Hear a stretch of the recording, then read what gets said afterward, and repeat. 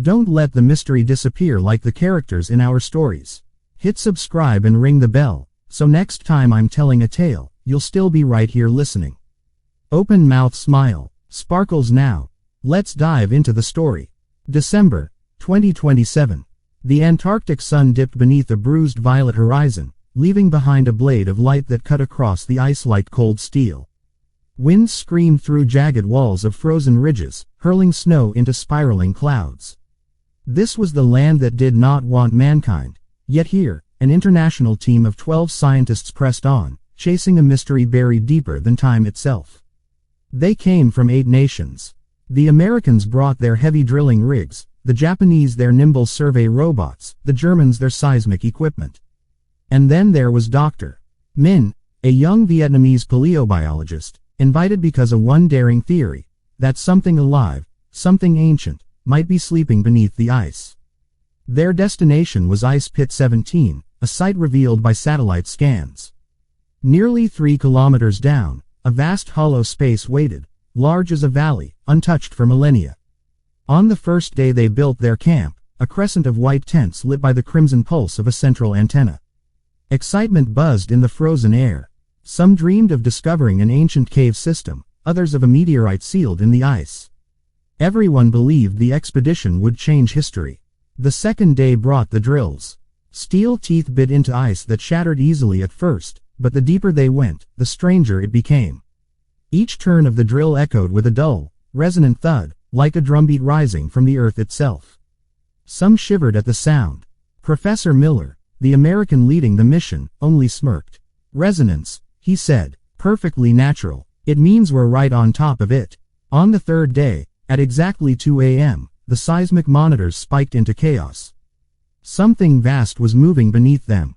Moments later, the storm struck, wind screaming at over 150 kilometers per hour, shredding the camp's tarps, drowning out the radio. Their final broadcast lasted just 17 seconds. Miller's voice was the last, frantic and broken. "Shut it down. Stop the drill. It's opening." Then came the roar of metal, like a door, titanic and ancient, forced wide from below. And silence. When the storm cleared, rescue teams arrived. What they found was a camp frozen in time. The tents still stood. The generators hummed. Coffee steamed in a thermos, untouched. Every clock in the camp had stopped at precisely 2:37. There were no bodies, no blood, only a trail of footprints leading toward the drill site, vanishing at the edge, as though 12 people had stepped into nothing. The hole itself gaped wide, bleeding vapor so cold that instruments froze in seconds. A probe camera descended into the abyss, and in that darkness something glowed, a faint, pulsing green. It brightened, then dimmed, then brightened again. A heartbeat. The 12 were gone, and Antarctica was no longer just the kingdom of ice. It had become a wound in the world, a secret that terrified the globe. 7 days after the disappearance, once the blizzard had eased, an international rescue team was dispatched to Ice Pit 17. Helicopters carved through the ashen sky and touched down on the endless white. From above, the research camp appeared like a fragile outpost swallowed by infinity. "Strange," muttered Lieutenant Sarah, the Canadian officer leading the mission. She frowned. "The camp is intact, not a single sign of storm damage." They searched tent by tent. The generator still rumbled. Laptops still glowed on their screens. Samples sat untouched on the tables. Even a pot of coffee was still warm. The scene made every rescuer's skin crawl, as if the scientists had risen from their seats only minutes ago, then stepped out of existence. On the digital logs, the last entry ended at exactly 2:37 a.m., the same moment every clock in camp had frozen. The unfinished note read, "The sound is growing louder, like a heartbeat." The team pressed on to the drill site. Cameras lowered into the shaft revealed walls of unnaturally smooth ice, as if polished by design. At the tunnel's end, a faint green light flickered, steady, rhythmic, like breathing. Then, from the edge of the camp, a noise broke the silence. Metal. A faint, repeated knocking from inside a supply container. "Is someone in there?" Sarah shouted, pistol raised toward the door. A cracked, trembling voice answered. "Help. Me." The door burst open. Inside, a man crouched in the dark, clothes torn to rags, beard overgrown, eyes wild and hollow. He shivered violently, lips split and dry, breath ragged. It was Marcus, the German technician, one of the 12 who had vanished. The rescuers rushed him into the medical tent. After IV fluids and blankets, Marcus began to stammer his story. "We drilled into a wall. Not ice, not stone, something harder. It rang like metal. The deeper we cut, the louder it became. Then, a door opened." He stopped, convulsing with tremors, eyes bloodshot with terror. The green light, it poured out from below. Then the ground cracked. They were all pulled down. Everyone. I hid in the container. I couldn't watch. Suddenly Marcus gripped Sarah's hand with desperate strength, whispering like a man delirious. "Don't let it know we're here, it's listening." Then he collapsed into unconsciousness. In the heavy silence that followed, a sound rose from the drill hole. A slow, thunderous thump, reverberating through the ice. Every seismic monitor in camp lit up, flashing in perfect unison. A heartbeat, vast, relentless, alive. Marcus slept for nearly 12 hours. When he finally woke, his face was still as pale as ash. Sarah and the team's medic pressed him with questions, but he would only whisper the same words, over and over. "We shouldn't wake them." The cryptic warning only wound the team tighter with unease. While Marcus drifted back into delirium, Sarah ordered a full sweep of the research camp. Inside Professor Miller's tent, they found a laptop still powered on. The drilling data ended mid-entry, but more disturbing was a personal journal file. The text was hurried, shaky, some lines smeared with blood. "Greater than day 1. Drilling smooth. Ice here is unimaginably ancient, may hold climate records millions of years old. Spirits are high. Day 2. Strange sounds beneath the ice. Rhythmic knocks, evenly spaced. I told the team it was resonance, but in my heart I know it isn't natural. Day 3 to 0:15. Drill struck a metallic wall. Too smooth, too precise. Not a meteorite, artificial. Day 3 to 2:10. The heartbeat is louder now. The ice itself shudders with each pulse. Several in the team complain of headaches, dizziness. Day 3 to 2:35. The door is opening. I hear the roar of metal, and the green light. 2:37. Entry ends. On the back page, scrawled in frantic strokes, were the words, "It is not dead. It is sleeping." The rescue team fell silent. They exchanged looks, but none dared speak the thought that weighed on them all. Then, without warning, Marcus bolted upright and screamed like a madman. "Listen, it's knocking again." The camp froze. From the shaft came the low, pounding thud, steady, deliberate. The seismic monitors chimed in alarm, their graphs locking into a perfect rhythm. Sarah swallowed hard, voice trembling but resolute. "Pack it up. We're taking this log back to base. It's not safe here." But just as they began to move, the laptop screen flickered to life. Lines of symbols appeared, streaming too fast to decipher. They weren't English, nor any known language. Yet one pattern repeated, again and again. 37 times. 2:37. The exact moment the research team had vanished. Morning came beneath a slate-gray Antarctic sky, the wind slicing cold and merciless across the plain. The rescue team had barely slept. The heartbeat, rising from beneath the ice, never ceased. It wasn't loud, but it seeped into their ears, into their bones, denying them rest. At dawn, Marcus stirred. His body was frail, yet his eyes snapped open, haunted and fever-bright. He whispered to Sarah, "The door, you haven't seen it yet. What we drilled into wasn't a wall. It was a door." The camp fell into silence. None wanted to believe, yet his words matched the professor's journal too perfectly to dismiss. Sarah finally said, her voice grim, "We need to see it for ourselves. If there's truly a door down there, this is beyond the scope of a rescue mission." The descent. They lowered the probe camera into the shaft. The monitors in the command tent flickered with ghostly images. Unnaturally smooth ice, striations etched like carvings, not natural formations. And then, it appeared. A massive black surface, entombed in frost, yet unmistakably crafted. Its edges were too sharp, too deliberate. Down the center ran a thin vertical seam, like the meeting point of two colossal doors. "My God," one of the engineers whispered. "It really is a door." The moment the camera drew near, the feed warped. The screen erupted in static, then twisted into grotesque shapes, alien symbols swirling across the display, accompanied by the shriek of metal grinding against metal. Marcus leapt to his feet, screaming, "Shut it off. Don't let it open again."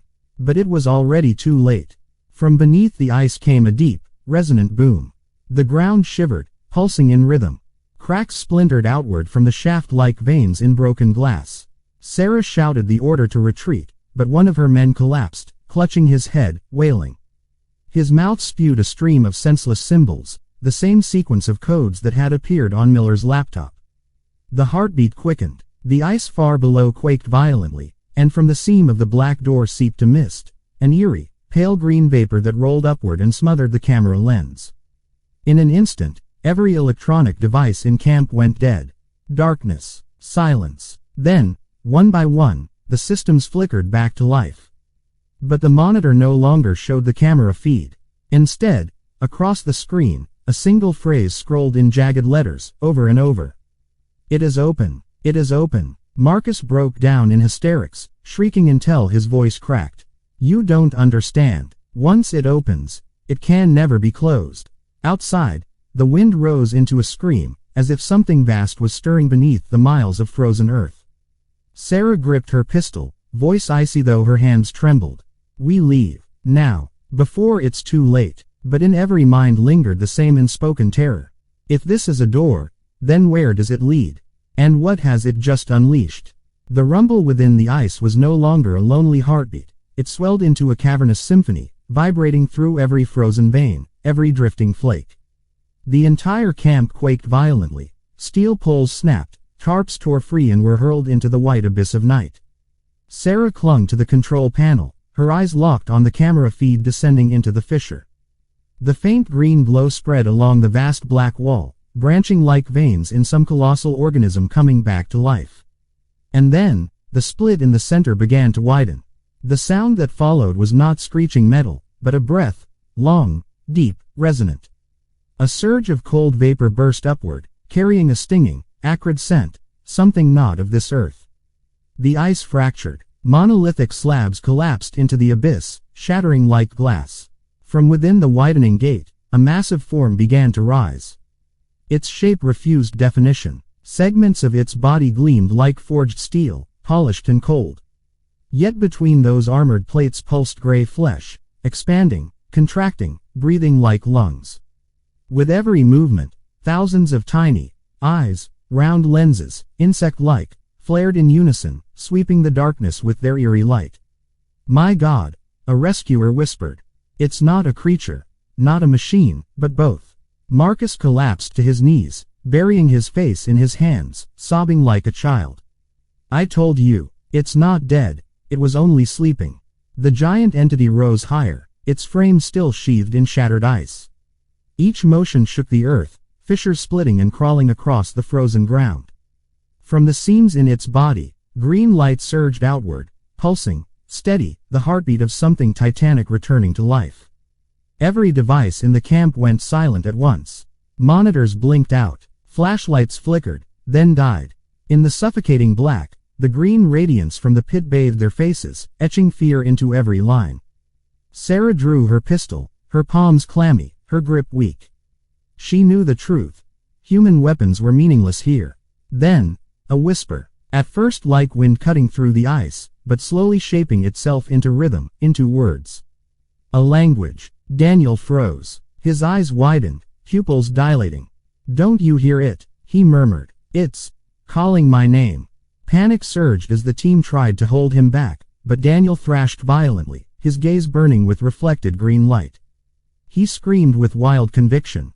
"We belong to it." Suddenly, he tore free from their grasp and bolted toward the drilling pit.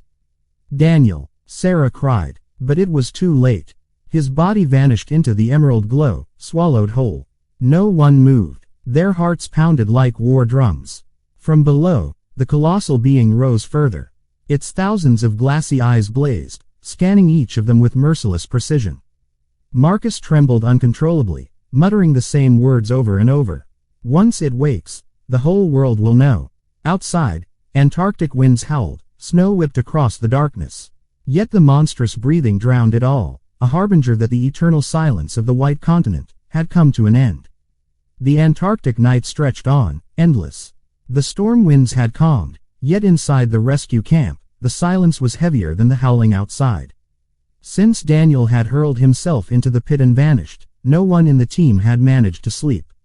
Sarah sat in the corner of the tent, her eyes fixed on the gun resting across her lap. Marcus jolted awake every so often, trembling, staring into the dark as though it might swallow him whole. Then, it began. The first to scream was Engineer Alvarez. He bolted upright, drenched in sweat, gasping as though he had sprinted for miles. I saw it. Alvarez stammered. A city, vast, buried under the ice. No sun, only green light, and shadows everywhere.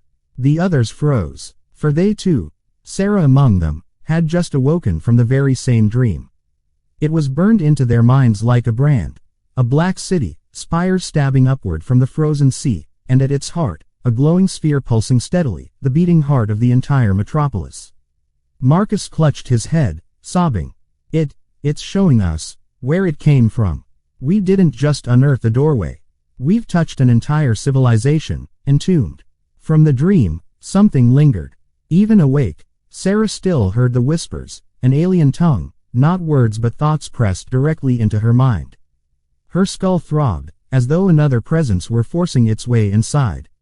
You did not awaken me, the voice resounded, echoing without a source. I woke on my own. All of them heard it. Alvarez raised his gun, sweeping it wildly across the shadows.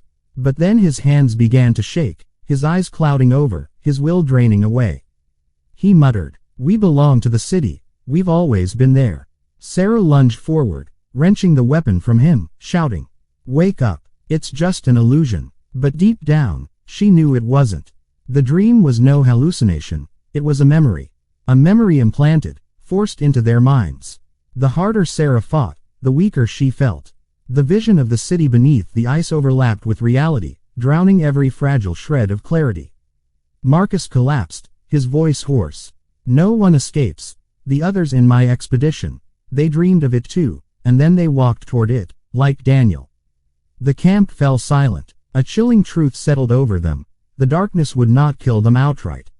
It sowed dreams, sowed its call, and drew them one by one into the black city. Sarah clenched her jaw, willing herself to resist. But deep within her skull, the whisper persisted, steady and relentless. "Come home. Come back to the city." The blizzard roared back to life. The wind shrieked through the air, tearing at the camp's canvas sheets. Sarah and the others struggled to secure the tents, but they all knew there was something far more terrifying than the storm outside, the whispers, still gnawing in their minds. Marcus was the first to notice. He froze at the tent's entrance, arm raised, pointing into the white void. Someone's out there." Every gaze followed his trembling finger. Amid the blinding snow, a figure stood, tall, thin, motionless, encased in ice. Sarah raised her binoculars, but the gale made the image flicker and blur. It looked like a person in cold weather gear, their body shrouded in frost, standing not far from the camp. Could it be Daniel? One of the rescuers whispered. The entire team held its breath. Sarah chose two others and ventured outside, clipped to the safety line. They pressed forward through the storm, only to find that the shape was nothing more than a mound of wind-packed snow, vaguely human in form. No footprints, no breath, nothing alive. We saw it wrong," Sarah murmured. But relief never came. They turned back toward camp. And then, every heart stopped. The figure stood there again. Closer now, right at the edge of the camp's light. Marcus screamed, "It's moving. Every time we look away, it gets closer." The team stumbled back in unison, pulses hammering. From the ice pit, the sickly green glow pulsed on, like a heartbeat.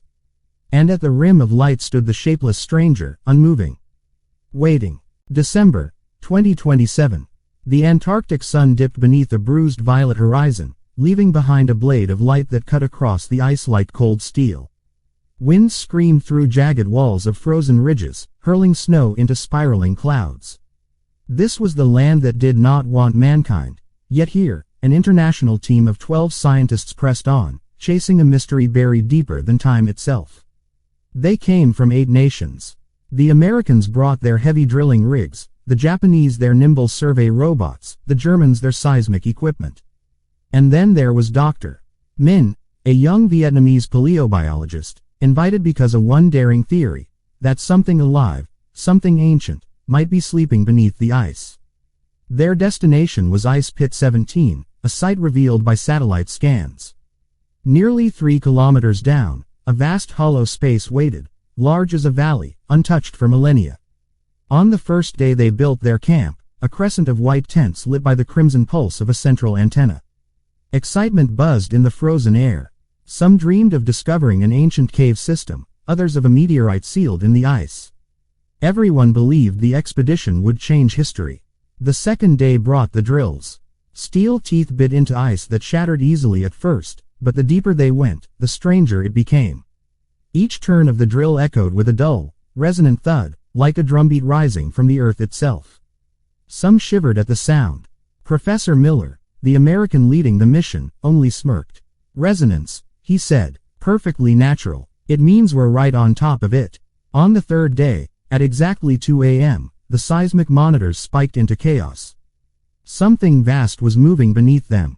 Moments later, the storm struck, wind screaming at over 150 kilometers per hour, shredding the camp's tarps, drowning out the radio.